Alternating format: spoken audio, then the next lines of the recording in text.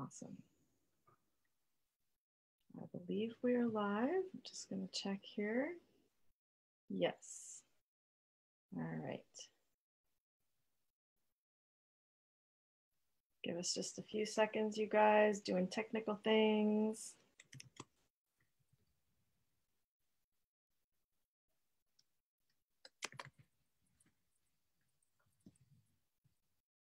Thanks for being with us.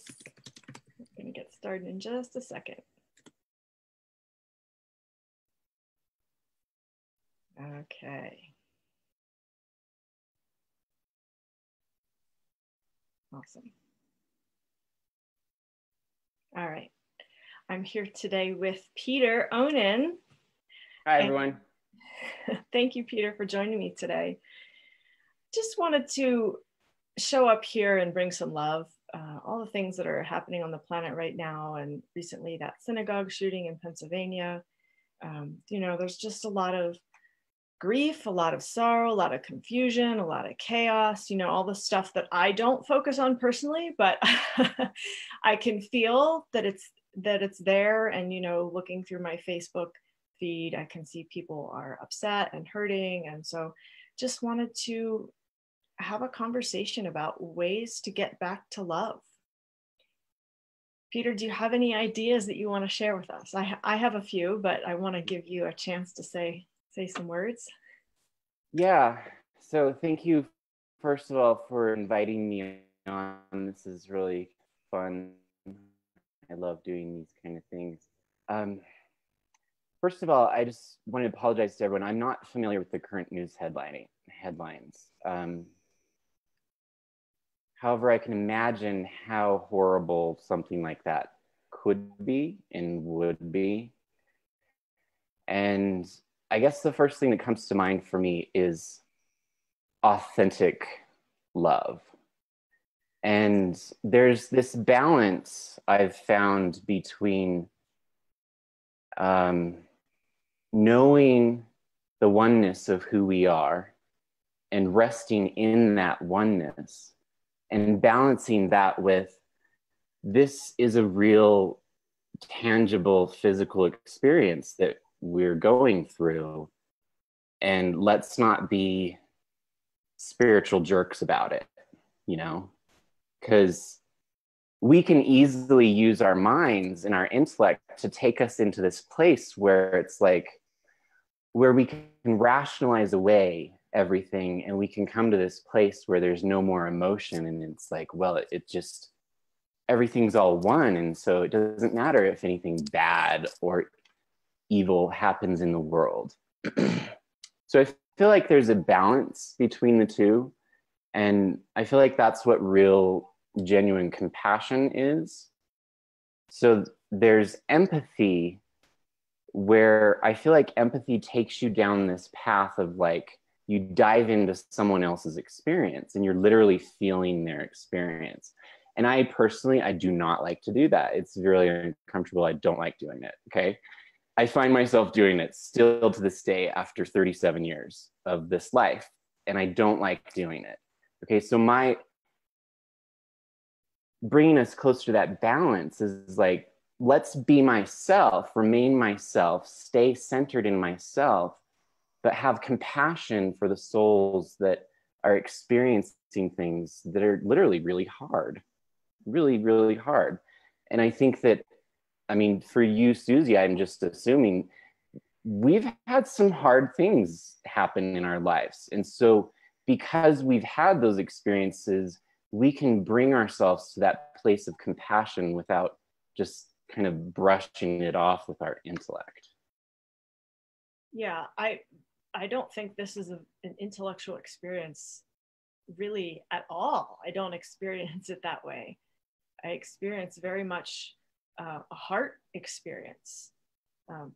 This kind of came to my attention. I'm not much into the headlines, either the news headlines, but one of my community members is Jewish. And so they shared, hey, this is happening. And, you know, they were feeling the upset. And so it just summoned this compassion that came forth through my heart. And, you know, I know if there's one person on the planet feeling that way, there's probably more. And what can we do? How can we be to bring love back into this reality? Because right now, a lot of people aren't experiencing love. They're experiencing the anguish, they're experiencing the pain. And it's not just the synagogue shooting, it's all kinds of things are happening across the planet. And people are confused by politics, and people are upset and enraged. And, you know, there's all of these other emotions happening. And I'm all for allowing the emotional flow. But there also comes a point where we can't wallow in the chaos, and we can't wallow in all the other things that are happening. So how do we get back to that place where we're centered in love? One of the things Prime Creator often talks about is coming back to your hearts, centering in your heart, centering in love. Okay, well, that's great. I love that. How do we actually do that? Yeah. Well, yeah, exactly. I love what you just said. And again, it's about the balance. How do we return to that balance? And for me, I feel like, at least what I've discovered so far, because, you know, we're always evolving, but from what I've discovered so far, it really is a balance. And it takes the willingness to allow yourself to realize that there is other options available to you, to realize that there is empowerment available to you, and to also realize that and accept that we literally come into this reality as non-physical source, veiling ourselves from what is in the current, what isness of this reality. So we have to remember that, yeah, we are these big, strong, powerful creators, but again, we're not literally in our 100% capacity right here, right now. And that's, that's part of the game we're playing, if you will, in this reality, is waking up to who we are and remembering. And part of that path is not being a jerk, is to remember to be compassionate, and I really think it is about the difference between empathy versus compassion. Is I've been all over the block in so many different spiritual communities around the Western United States, and it just seems to be very common that there's this misunderstanding around empathy, in that in order to be helpful or useful with another person's experience, we take on their stuff, and that's not really helpful. I like to promote compassion versus empathy, because compassion is like, yeah, I get it. It makes sense. That sucks. I'm really sorry. And I'm coming from a heart place. But I'm not going to take on your stuff, and I'm not going to experience your reality, because that's your reality, and I honor you for that. And you can have empathy, you can be an empath, you can be empathic, you can feel somebody else's stuff and not take it on. And that's a big difference. Yeah, that word empathy. I don't even like saying empathic. It's funny, I went through a long phase of pushing back from lots and lots and lots of different labels, and there's probably 2 labels left where I'm like, oh, I just don't like that word. And empathy is one of them. And so when I teach about empathic tools and how to empower yourself around your empathic abilities, I always like to clarify, I don't like this word, and one of these days I'm going to replace it with something else.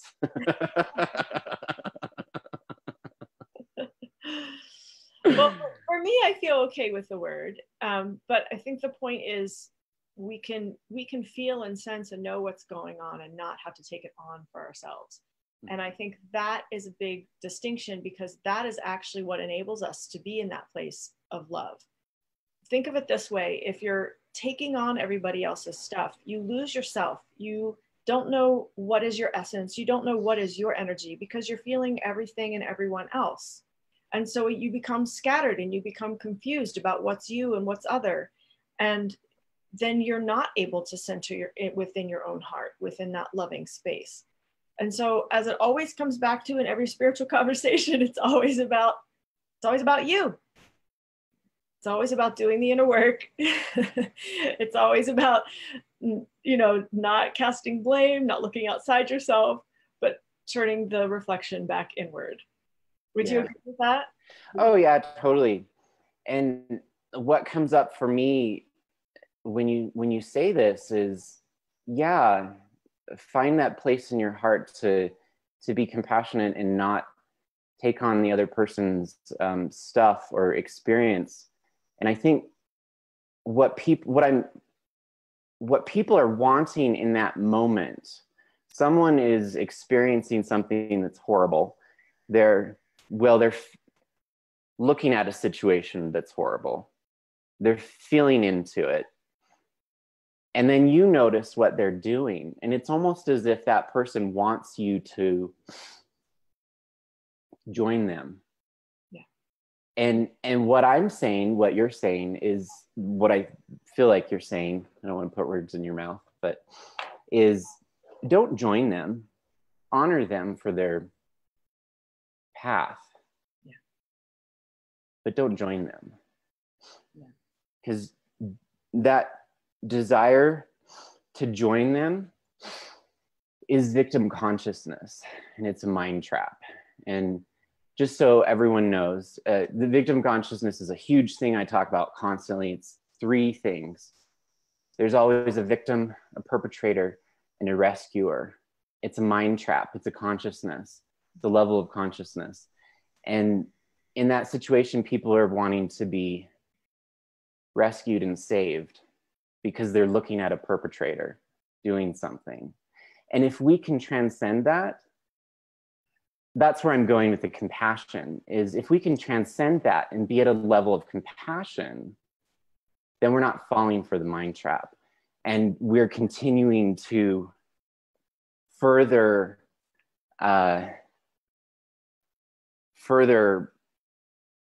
progress or further push the evolution of consciousness as a whole of humanity when we do that. Yes. And this is what I'm saying, Peter, is to, like, this didn't happen to me, right? I'm not Jewish. I don't have this experience of something happening to me. But still, when something like this happens, I look inward. I don't look to cast blame on a shooter or the president or whatever. I go inward and I say, is there anything I can do right now? And when I asked the question this time, this well of compassion came up, this well of like this divine mother nurturing energy. Like, I just want to, hold my hands out and flood the planet with love. Like, that's all I want to do right now in response to this. And that's what I can bring. And the reason I can bring that feeling and that energy is because I've been doing my inner work. And I've been doing the work not to be reactive and not to be, I've been doing the work to be centered so that I can bring the love. Yes, you have a stable foundation to stand on right now. And so therefore you're able to answer the call from the universe, if you will, from your level of consciousness, which that's what matches up. Yeah, and that is my invitation. It's not about me, tooting my horn here. That's my invitation to all of us. Yeah. Let's do our inner work so that we can get to that place when events occur. We can go inward, be centered within our hearts, within our beings, and just emanate love and radiate love. And look, it's easy for me to talk about this on a live stream. Do I do every moment in my daily life? Not perfect. But that's actually something I want to talk about as well. This is not just about a synagogue shooting or other chaotic things happening on the planet. This is about how do we bring the love into everyday situations. Yeah. And I want to point out, you posted, those little, I don't know, I think of them as like Post-it stickies you can put on Facebook, you know, because that's what they look like to me. But anyway, you posted something, one of those stickies like last week or the week before, talking about if you experience the experience of being triggered, that's you. And if you're triggered by me, that's you. You know, it's all an inside job. And I feel like that correlates here as well, is we're literally, I mean, there's a whole subset of the population, but let's just face it, there's a whole subset of the population right now that is really pissed off about the current climate of our culture. And I'm going to be very vague. You know what I'm talking about. Everyone knows what I'm talking about. There's a huge subculture that's just super pissed off right now. And everything that certain people look at and see as progress, these people are looking at and being triggered the shit out of.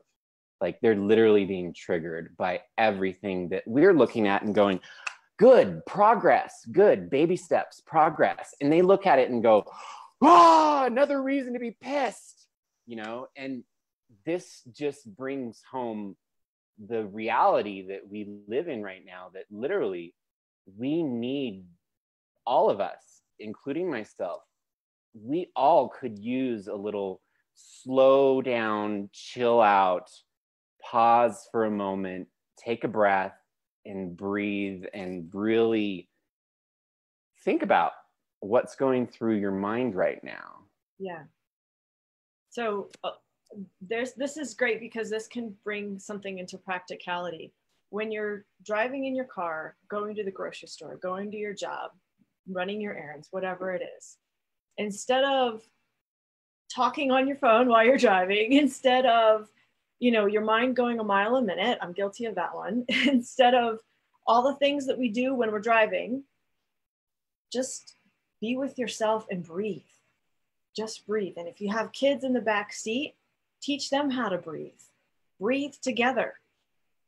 So that when you go into the grocery store, when you go into the bank, when you go into your place of work, you're in a more centered, balanced state. And you can bring that love, that centered, balanced energy. And this is something we can all do. And this is something that we can practice. And it is a practice. It's not like an automatic, oh, I'm just going to be happy and centered now. You have to practice it. Yeah. And let me point out one thing that you and I were talking about before we started recording is, and I think this will ring a bell for a lot of people, not everyone, but for a lot of people on the spiritual path, you know, very early on my quote unquote path, you know, whatever that is, very early on my path, I had these experiences of, through transcendental meditation, of the only thing I can, the best way to explain it is I was literally being the observer. Literally observing the observing, like literally, okay? And I feel like a lot of people have experienced this before. And so when things are hard for me, because, oh my God, yeah, things are really hard for me a lot of times in my life, but do I focus on it? No. I focus on the positive things and I continue to make progress. And I don't advertise when I'm in a shitty mood, because it's just going to perpetuate it, right? Okay. So, so if I'm not talking to anyone, that could be a reason, that could mean that I'm in a shitty mood. Not necessarily, but just saying. Okay. So just keeping it real here, you know, just keeping it real. Okay, so when things become hard for me on my path, I like to remind myself of that particular experience where I can viscerally feel into that experience of being the observer, observing the observing, like literally. So, and that reminds me, and for a lot of people that have had this type of experience, if you remember to do this, what it does for me, it immediately brings me back to this place of, oh, that's who I am.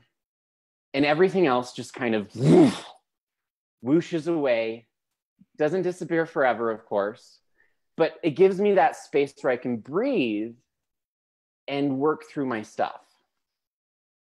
Peter, do you have a way to teach people how to do that? Because some people know what you're talking about and some people don't. And it's kind of a fringy, esoteric thing. Do you have a way to guide people into that experience of being the observer? It is a fringy, esoteric thing, and it's very subjective. And let's be real here. And we literally live in a subjective reality. We do. Okay, so we have to admit that and realize it, accept it. So whatever you experience is going to be your experience. And for people that are really heady and intellectual, me, this can piss you off because you can chew on it and chew on it and chew on it and go nowhere for years. And believe me, I know what I'm talking about from experience, okay?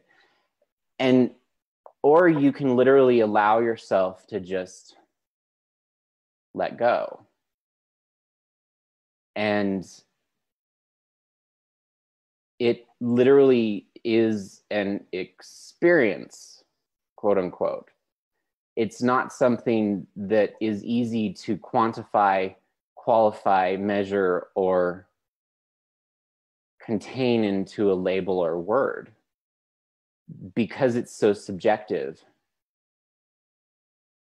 Is it a movement into another part of your being? So, for example, instead of analyzing everything with your head, is it a movement into the heart where you see through the eyes of your heart? Well, talking about the subjective reality we live in, I definitely would agree it could show up that way. And also it could show up as you're simply letting go. You could, one of the tools I use for people when they like literally just need to let go of something is I will tell them to visualize putting their hands in the air. Because for most of us, human culture has shown us that this means surrender, right? Okay. Especially surrendering to cops, okay? You know, but in our minds, if we're wanting to let go and we just visualize ourselves putting our hands up, a lot of times that'll do the trick. And then sometimes people are like, no, I don't want to surrender because of some sort of traumatic thing in their life where they did surrender. And so they created a pattern of never surrendering in order to stay safe. Those are the people that need to realize what and who you're surrendering to. You're surrendering to yourself, not anyone else. You're surrendering to your higher self, not anyone else. And that's all you need to know and accept that. But it is such an experience thing. I like to tell people that words mean nothing. It's all about the experience. And this is coming from someone who talks all day long, you know, so it literally words mean nothing. It's the experience. So for something like this, to bring yourself to a point of experiencing being the observer,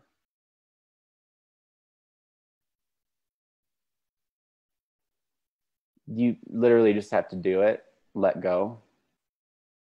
Yeah, it's like, you know, when you try to do a meditation and you try to turn off the mind, it's almost like that.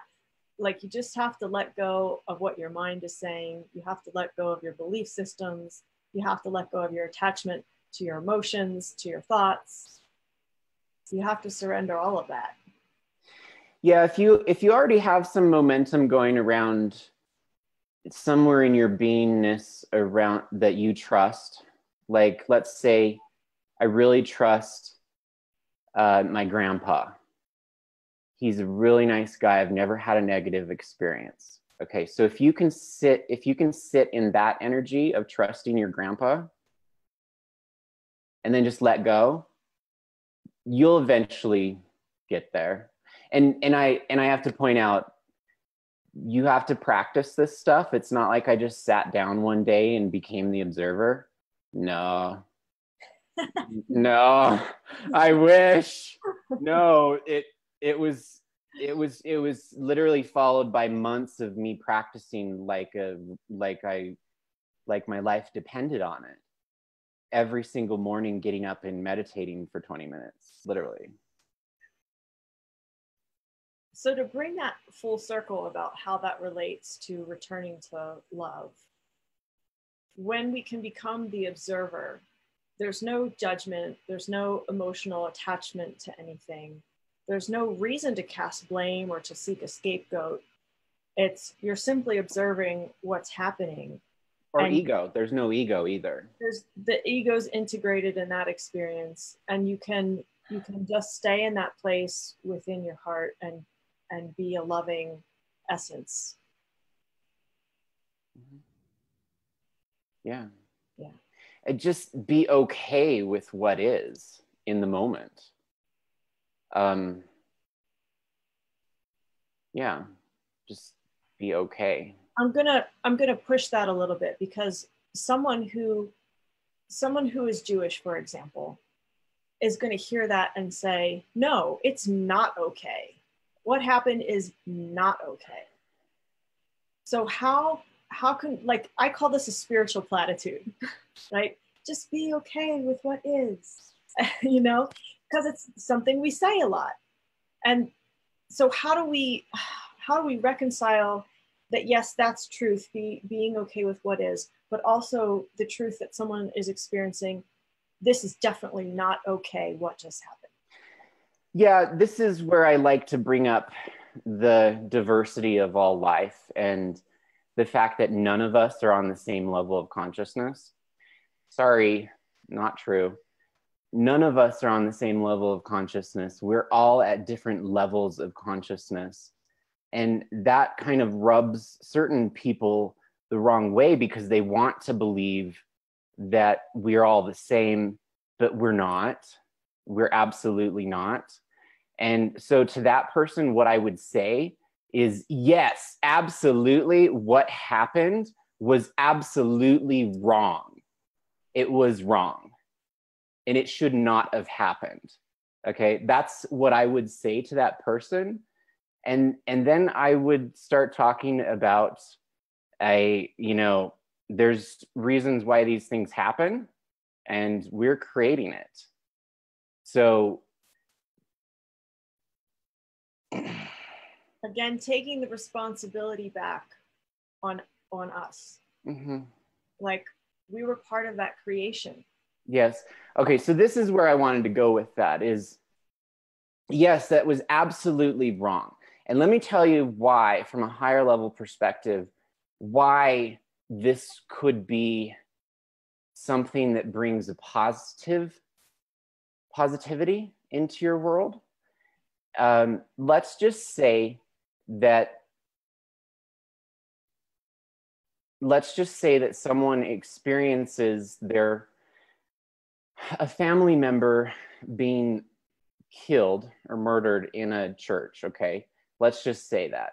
Okay, so why would soul want something like that? Okay, so from soul's perspective, we have to remember there is no death. Okay, there is no death. From soul perspective, you're literally just shifting into different realities infinitely. Okay, you can go from non-physical to a physical experience, to a different type of physical experience, to a different type of non-physical experience, and you infinitely do that as consciousness. And literally, your body is a vessel. Okay, it's a car you drive. Okay, so from that perspective, soul would and could and can and does create experiences like this, so that the limited perspective of human can experience and go down the paths of creating things like justice and and making sure that that shit doesn't happen anymore, bringing awareness to this stuff, you know, bringing awareness to the world that love is the answer, not hate, not fear. Okay. So soul would create something like this to encourage and push the limited perspective human to explore avenues in life that would basically do the opposite, would prevent things like this from happening, would bring awareness to things like this, would help their circle, their family, their people around them to wake up more, to empower themselves more. So that's why Source would create something like this. Yeah. And I, you know, I get it when you're in that, if that has happened in your experience, it will be challenging to take that larger vision perspective. I totally get that. And to what Peter's speaking about, that is how soul works.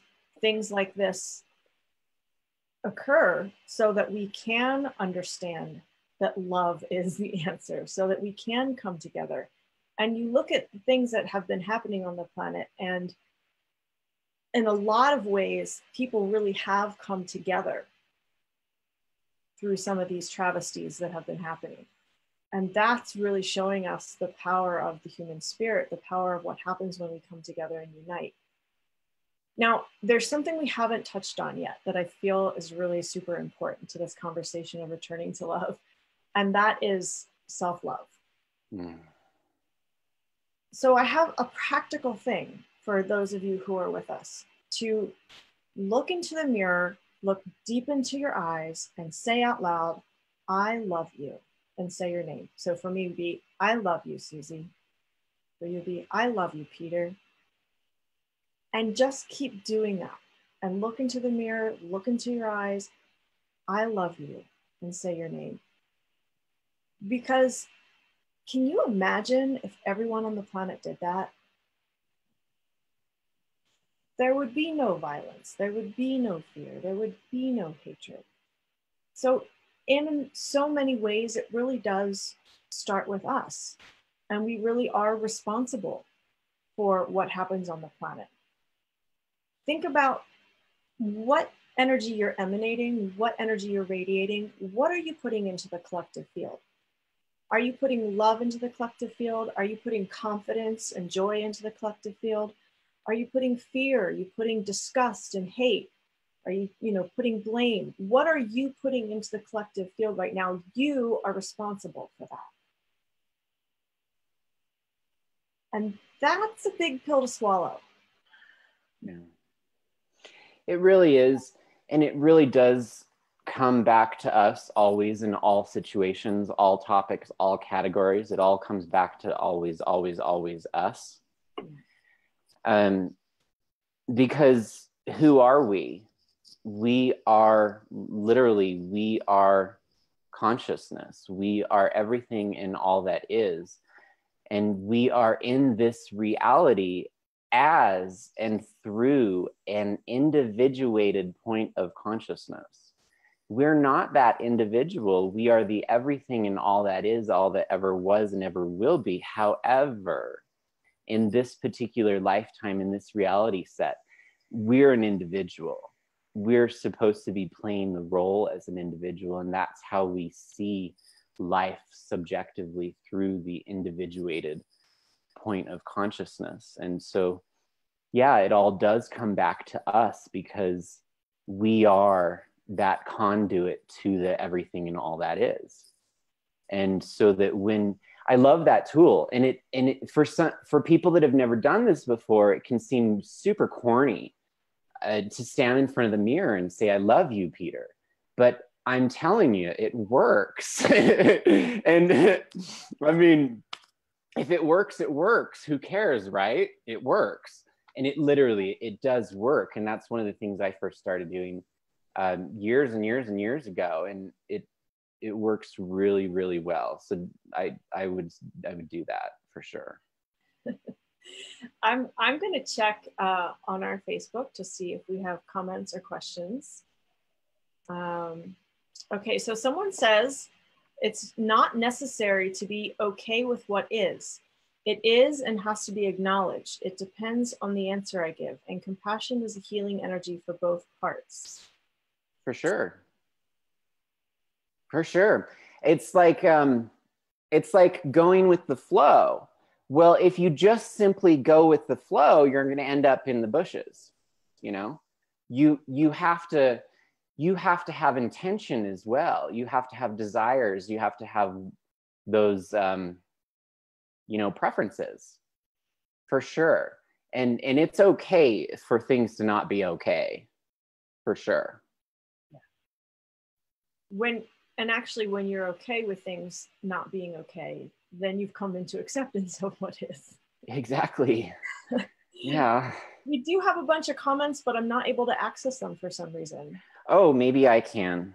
It's weird. It says we have 17 comments, but I can only see 3 of them at a time. It won't let me see all of them. So technology. I know. Want to have this conversation here, and I want to hear what you guys have to say. How to return to love.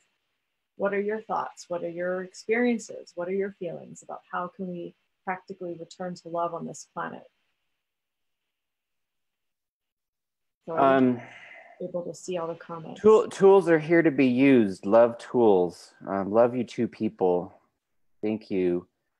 Nice to see you. Okay, so we don't have any questions that I see so far, but I mean, do you have any other tools? Coming back to love. Self-care, let's talk about self-care, because self-care is so huge. And that's been on my mind a lot lately. For one reason, like I literally have to be practicing self-care right now. But it's such a big thing that we can forget. And it's such a loving thing when we don't forget to practice self-care. I've been thinking about this a lot lately, and I think the biggest thing for me that has been showing up is literally, how do you start your day? How do you start your day? And if you're starting your day off by picking up your phone and diving into Facebook, I can almost guarantee you're not setting your intention with your flow.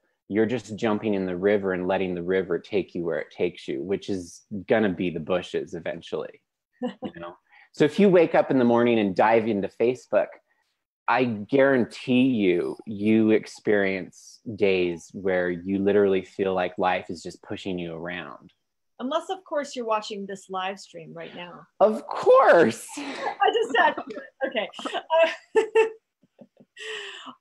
Hydration. I drink one of these. This is like 25, 27 ounces. I drink a full one of these when I wake up in the morning.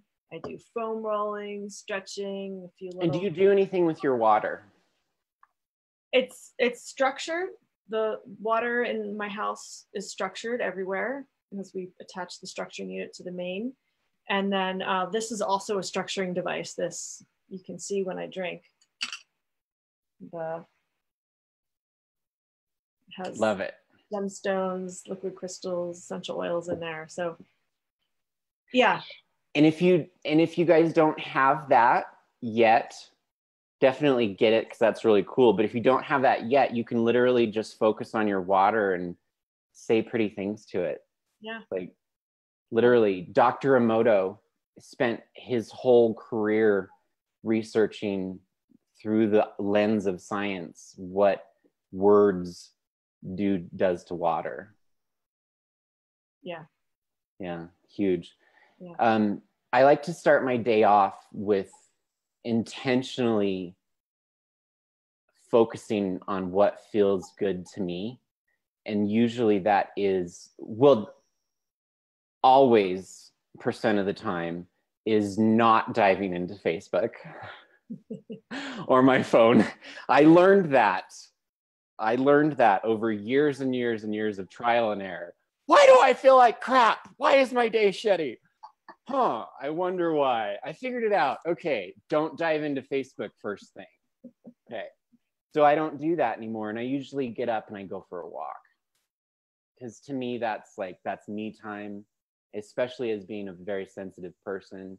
if you don't have that me time to set the foundation for your day, again, you're probably going to end up in the bushes. Gratitude also. That's one of the things that I like constantly forget to practice somehow. I don't even understand it. But that is one thing that I did this morning when I woke up, just like went into gratitude right away.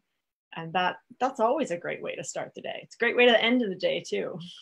It's a great way to spend the whole day, just being gratitude the whole day.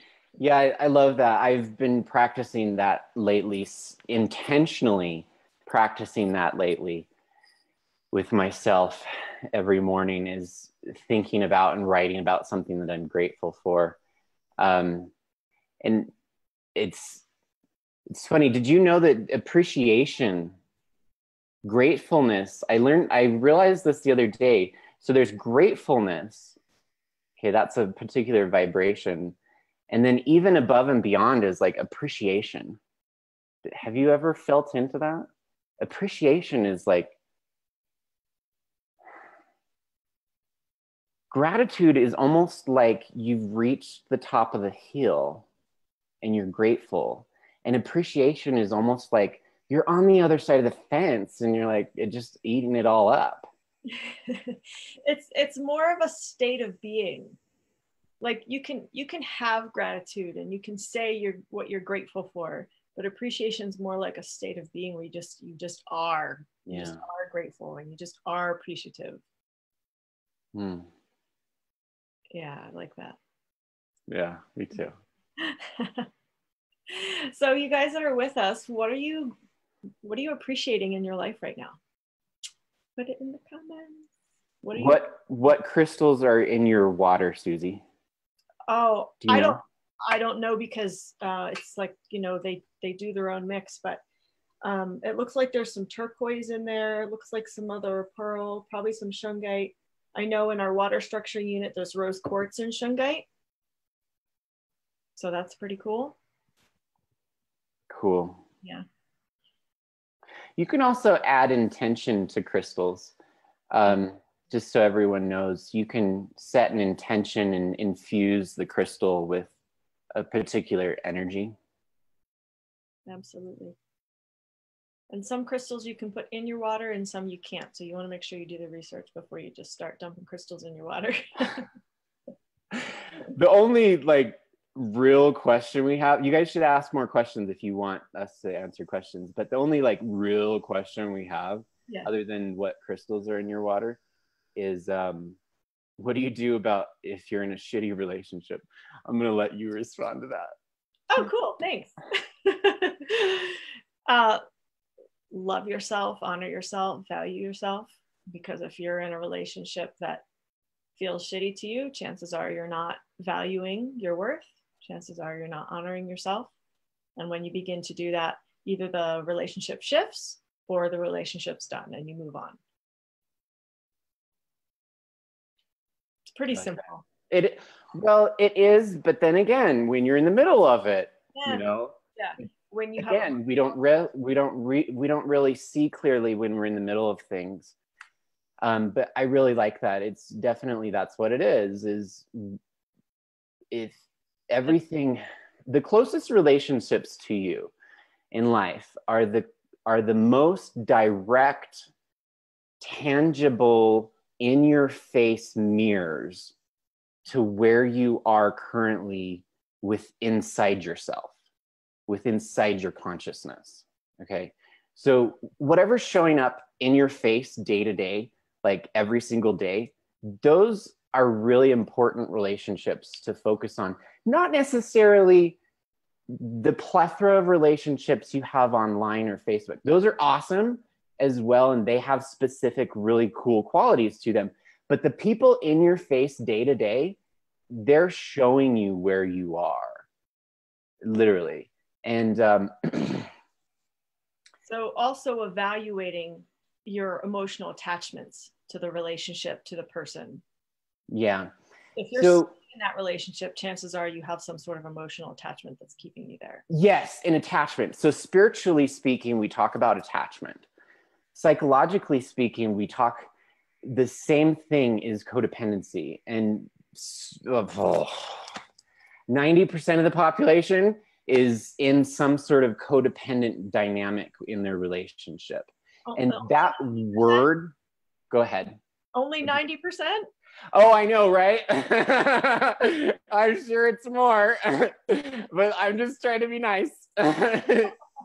But yeah, so codependency it's in a spiritual terms, it's attachment, and we have it through our path of humanness. We've created these patterns with us, with human lives, of thinking that the sky is like yellow when it's blue. I mean, literally. And we're not aware that we're doing these weirdo things. I'm talking about codependency, and to really see, this is one of the things I teach about a lot: victim consciousness, codependency. Codependency, to even see it for what it is, to see whether or not you're being codependent, you have to first get over the word. And that word has been slimed by all of us so many times over and over and over again. It's just like the grossest word in the world, right? Okay. So we have to like get over that word first. And then we can start to realize that, oh, maybe that is a little codependent. Maybe I am putting my power into someone else. Maybe I am expecting them to complete me when I am, the truth of me is I'm always incomplete and have never not been complete. And the truth is that we connect with people and we create experiences together, and that's what we call relationships. Well, these relationships serve a purpose in your life. And if they're no longer serving a purpose that's beneficial to you, again, what's your intention? Are you just going with the flow, or do you have choice? Are you making choices in your life?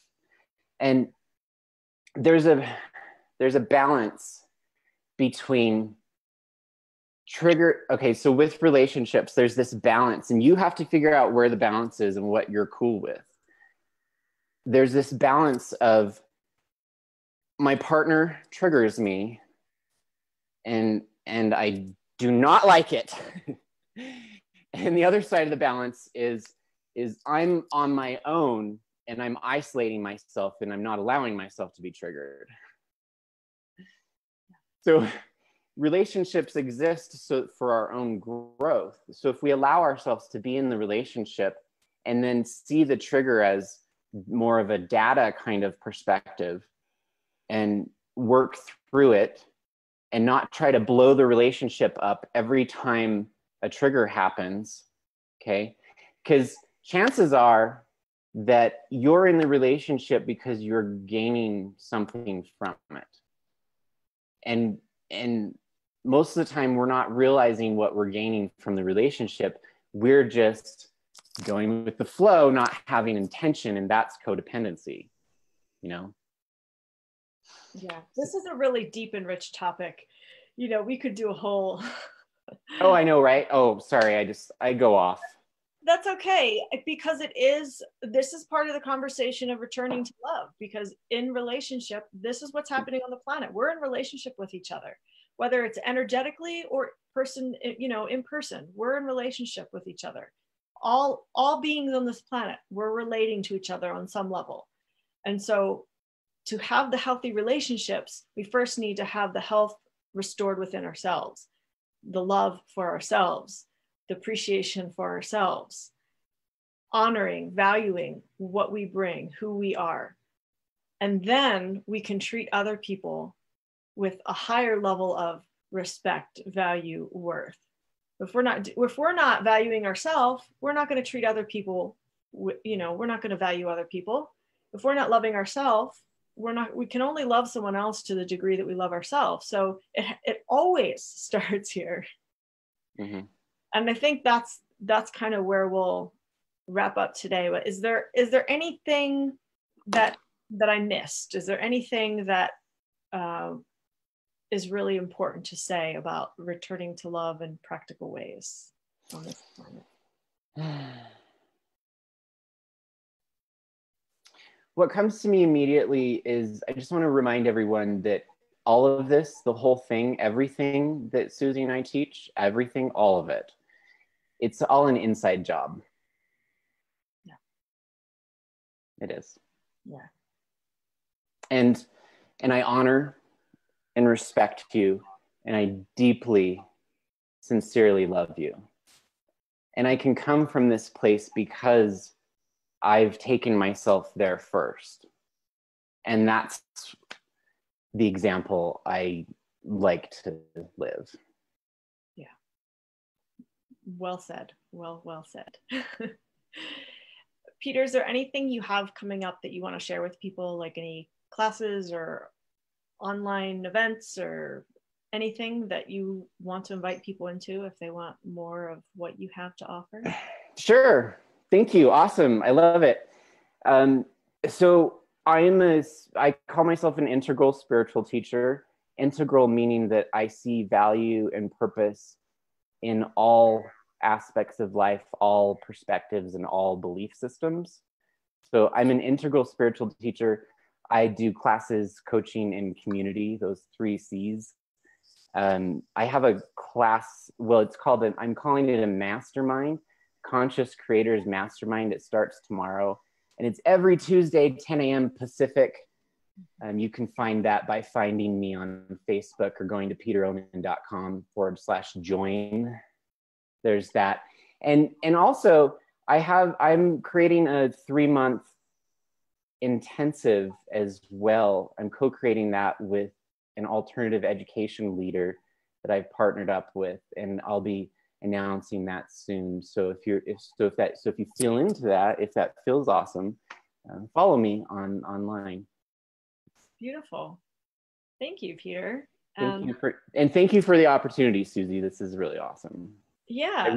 I really appreciate you, and I see your authenticity, and I really appreciate it. Thank you. Thank you. Always doing my best.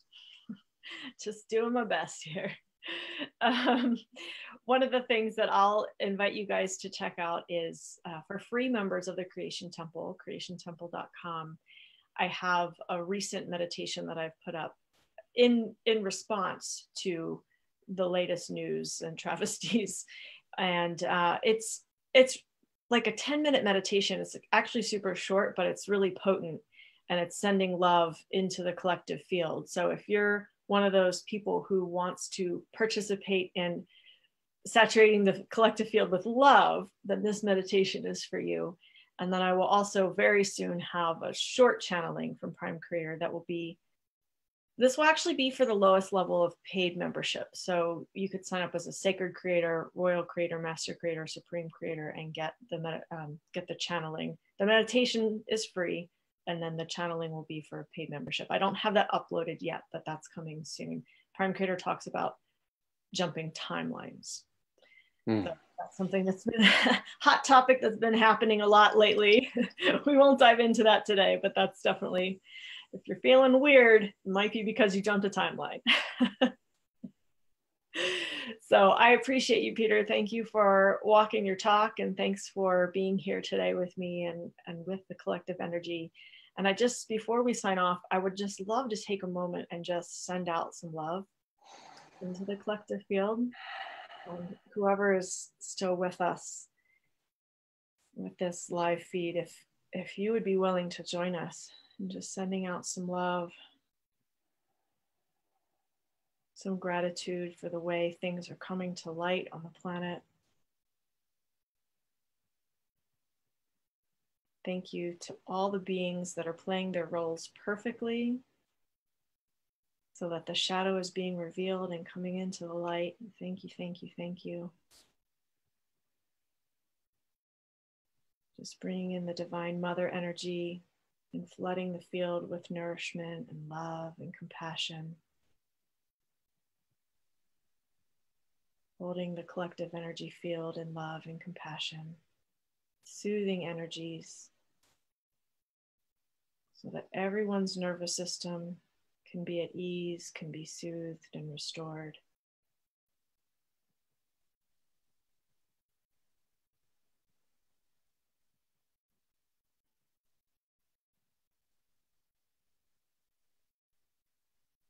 Thank you.